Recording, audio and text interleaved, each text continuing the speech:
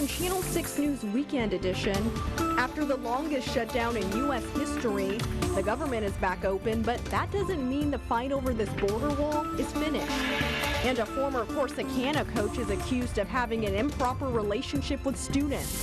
Plus, hundreds poured into downtown Waco for a marathon aimed at saving lives.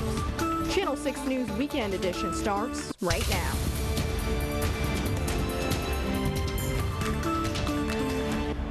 Good evening and thanks for joining us here on Weekend Edition. I'm Imani Payne. We begin tonight in Corsicana, where a former coach with the school district is behind bars, charged with 3 counts of having an improper relationship with a student. Now here's a look at the suspect, 39-year-old Cody Grace. Grace worked as a coach for the district for 5 years between 2011 and 2016. Officials say he then left to pursue other opportunities. District officials say they learned of the allegations 2 weeks ago and are working with police on the case, saying in part, student safety is the highest priority and any allegation of misconduct is cause for serious concern. Grace remains in the Navarro County Jail tonight. And in Falls County, 2 people were arrested after police say meth and several needles were found in their car. Officials say 23-year-old Rachel Woodruff and 23-year-old Devin Mason were under the influence at the courthouse. An officer escorted them to their car, where the suspects denied consent for a search. A short time later, a K-9 unit alerted officers to drugs inside that vehicle, and that's when they found the meth and needles inside. Both are now facing a charge of possession of a controlled substance. Well, it's time now for our first check of our weather. Meteorologist Zach Scott is standing by. And Zach, it's chilly out right now, but is there some hope for warmer days ahead? Yes, there is some hope, Imani. Hang in there. I'm trying. I'm doing my best. Yeah, okay? You hang in there. I've got some warmer weather coming for you, at least for a couple days, and then, yeah, some more colder January weather will arrive. And looks like the cold air is probably going to stick around, or the colder weather will stick around into February. We're going to ride out a full winter here. Chilly day today. Me and my wife got out, had a mid-morning run earlier today. A little cool, scattered showers, a lot of cloud today, holding temperatures down into the 50s overall. Few areas snuck into the low 60s out west, where they saw a little bit more sunshine in the last few hours of the afternoon, but more cloud cover is built back in. Most of the scattered activity now that we saw earlier today, not everybody saw the rainfall, is pressed further off towards the south. Told you a couple hours ago in the evening, most of the activity would start to shift south. We'd start to watch maybe a few showers out towards the west. Everything again will be diving south, even a few rumble of thunders, but no severe weather expected. Again, right now, continue to watch the showers press further south. Temperatures in the 40s, still got some 50s because the cloud cover off towards the south. Starting out with some fog in the morning hours, should give way to some sunshine. And Imani, the temperatures in the 60s. Hopefully you'll be able to enjoy a little bit of that before you head on in here to do the news. All right, thanks, Zach. Tonight, a community is mourning the loss of Michael Swearingen as he was laid to rest tonight following his funeral service. The service was at the First Baptist Church of Academy in Little River Academy. Hundreds of people were in attendance. Earlier this month, Michael and his friend Jenna Scott went missing from Temple. Police later found their bodies in a small town in Oklahoma. Right now, police have not named any suspects in the case. Jenna's celebration of life happened last night right here in Temple. And funeral arrangements have been set for a Fort Hood soldier killed in a canoe accident on Lake Belton. Sergeant Kelton Spaler was with 2 others when their canoes capsized. One man was able to swim to shore while Spaler's body was pulled from the lake Tuesday. His funeral is set for Wednesday, January 30th at 6 p.m. at Chisholm's Family Funeral in Killeen.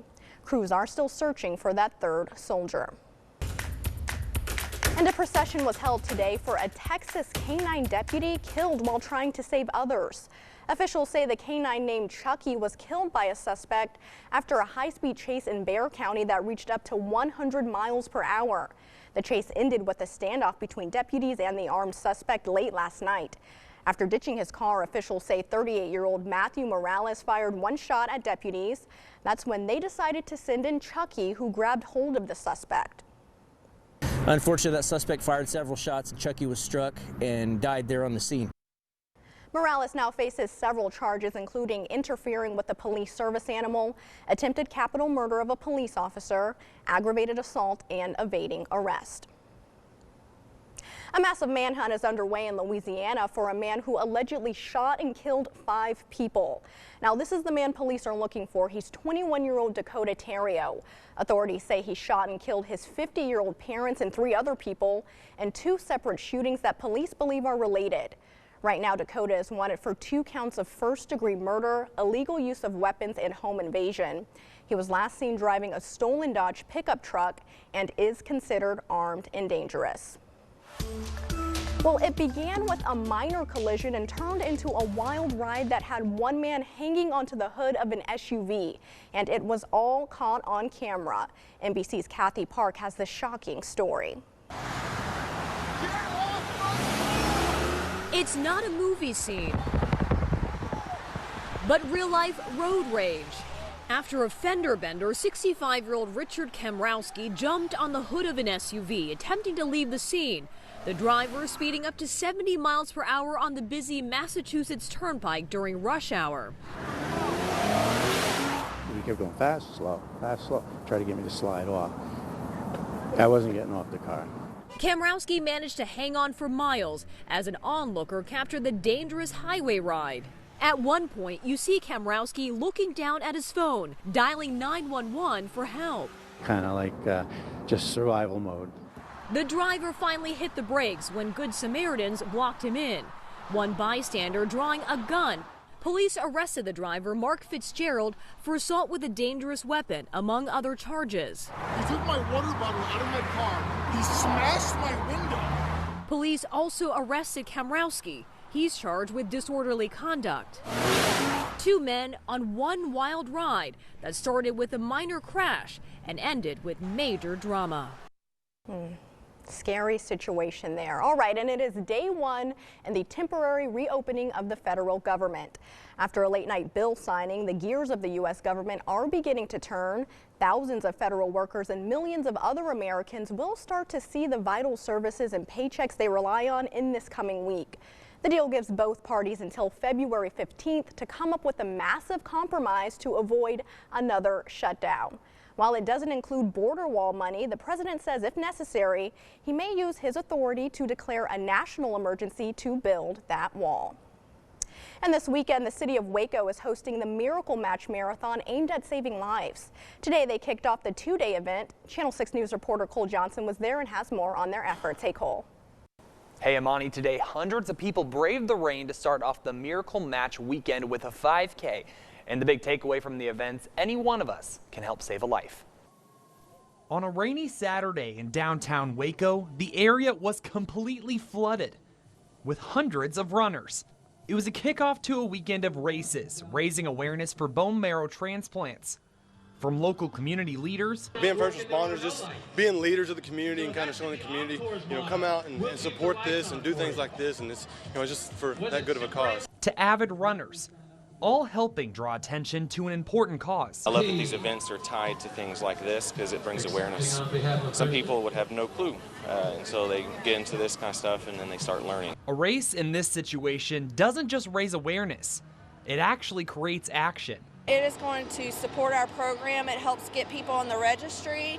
It helps us with donors when they are actually able to donate. People needing these transplants depend heavily on strangers signing the registry list. Only a very small percentage of people can actually get a match from their siblings or their families. And while not everyone is able to sign, like I can't donate because of medication that I take. I can't donate like stem cells or bone marrow or anything, and the kids are too young, but we can register and run the race and just show support for the cause. Raising awareness is a key step to get more names on the list and help out someone in need. It's life-saving, for sure. And someone's going to go and they're going to save a life, and families and moms, dads, brothers and sisters are going to be so happy that someone stepped up to the plate. The marathon itself starts tomorrow, and if you would like to register to be a donor, you can go to join.bethematch.org/miraclematch. Imani. All right, thanks, Cole. Well, still ahead on Channel 6 News Weekend Edition, after serving his country for over a decade and making the ultimate sacrifice, the remains of a war hero return home. Plus, a community is reeling after a 10-year-old little boy took his own life. How they're honoring him and supporting those that loved him most. Stick with us. Welcome back. The remains of an American killed during an attack in Syria last week have returned home. Dozens of law enforcement, first responders, and service members met at Lambert International Airport today. They were there to honor St. Louis native Scott Wirtz. He and 3 other Americans were killed in an explosion while conducting patrol in Syria.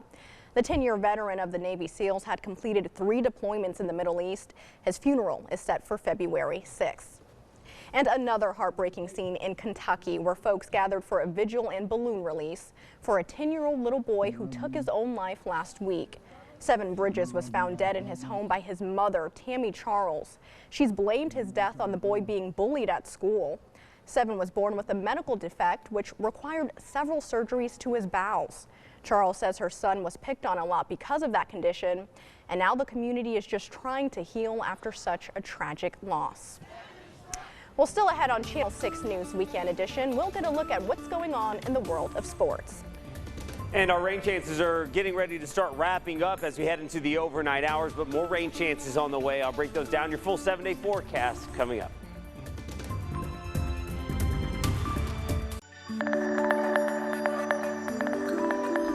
All right, the big storm system creating today's wet weather across central Texas is really off to the south, across South Texas, New Mexico.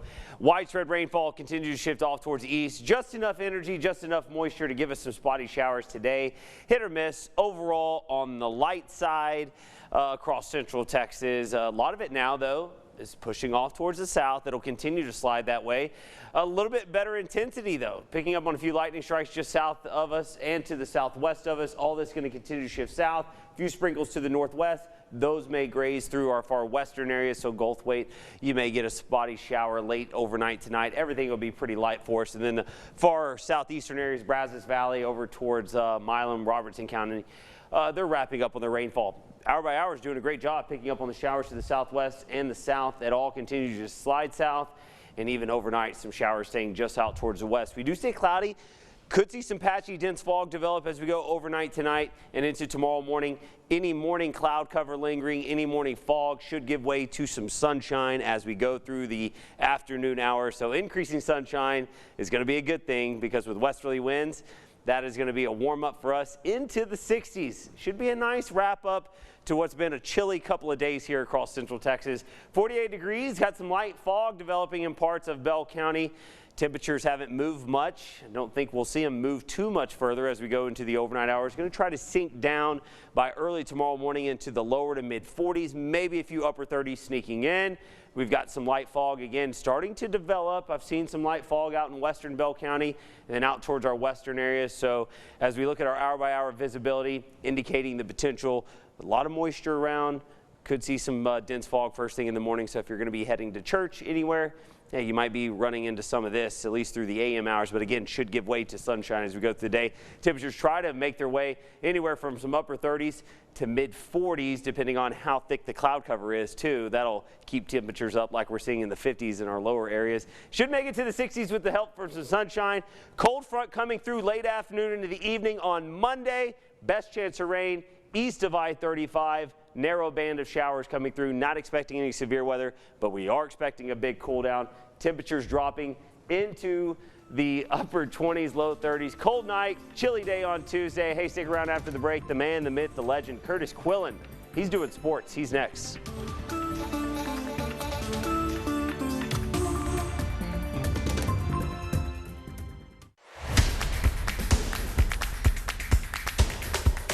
The Baylor Bears came into the weekend winners of 3 in a row, and as part of the Big 12 SEC Challenge today, they could build up their NCAA tournament resume. Ahead of tip-off this morning, they sat at 51 in the net rankings. That's the NCAA's new evaluation rankings. Today, Mark Vital and the Bears hosting Alabama inside the Farrell Center early on. Makai Mason off the screen, kicks for a spotted up Jared Butler going for 3. Kaboom! 3-0 Bears lead early on. Still in the first, Mason, Mark Vital, the 3, no good. Mario Kegler bringing down the house on the putback.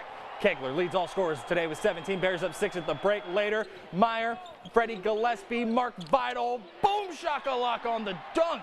Bears win their 4th in a row, 73-68 over the Crimson Tide. I think I played Bama like 3 times my freshman year, and I don't think I had a good game, neither one. So, I was laying in the bed last night and was just like, dang, I never had a good game against Bama. I came to the gym and shot, and I think I just had Bama on my mind all night while I was shooting. Next, the Bears head to Oklahoma, coming back into Big 12 play, where they'll stay until the NCAA tournament. Tip-off against the Sooners in Norman is at 8 p.m. on Monday.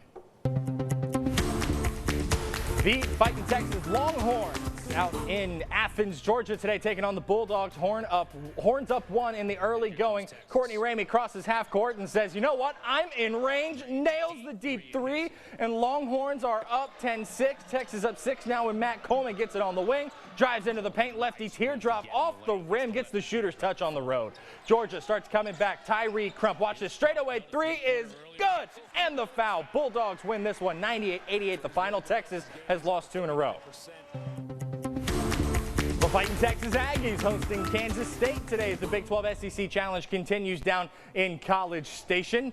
Start this off, Rockdale's Wendell Mitchell on the wing, feeding the big man Christian McCowalu inside. Reverse lay-in is good. Later on, Mitchell kicks. Brandon Mahan says, I got you, bro. He's good from 3. After that, TJ Starks between his legs. Step back, money. That's the tray. A&M gets the big upset win over Kansas State. 65-53 is the final. The Temple College men today hosting Southwest Christian and North Texas Junior College Conference action. Early going, Kedrian Johnson inside. Sebastian Kurwowski says, oh, breakfast? You bring the coffee, I'll bring the dunk, and he slams it home. Then Johnson jumps the passing lane, coast to coast off the glass and in. Leopards win big today, 102-82. They're 18-3 on the year. Women's game at Temple College ahead of time. Second quarter, Southwest works it in. Aisha Davis on the block, turnaround jumper. It's good for the Rams. Lady Leopards answer. Doriana Brown, Michaela Green from downtown. She's money. That pushes the lead to 19 for TC. Brown driving later in the second. Slips it. Michaela Gatewood this time. Sidestep. The banks are indeed open in Temple today. Lady Leopards win 88-51. They've won 2 out of 3. Don't look now, but the second-ranked Baylor Lady Bears are on an 8-game win streak with no signs of slowing down. That comes after they beat number 20 Iowa State earlier this week. Baylor's young guns like Nalissa Smith and Queen Egbo have proven to be huge in the post for BU when they come in to relieve the dynamic duo of Lauren Cox and Kaylani Brown. The Lady Bears coach Kim Mulkey says coaching them has been a lot of fun this season with a good chunk still left. Do you keep playing hard? I'm talking about to the young ones. Just enjoy coaching them. They're fun to be around. They enjoy each other. If you're watching them play, they just seem like they have fun out there with each other. Lady Bears and Sooners set for a 2 p.m. tip tomorrow in Norman.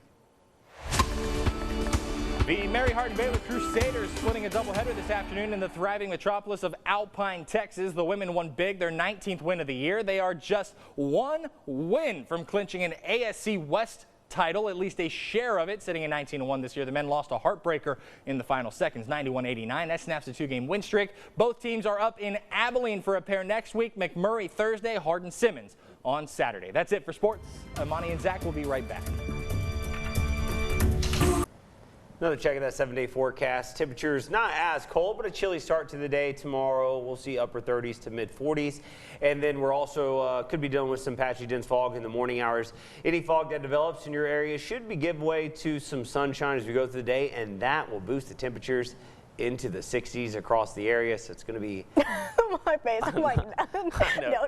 You're looking at Tuesday. I think you were focusing on Tuesday there. Skip to July. You know, or August when it's hot all the time. I know, but then you'll be ready for a little bit of a cool down. That's true. March and April, those are the key months. Those are the good ones. All right. Guess we'll wait and see things, Zach. Well, that does it here for us.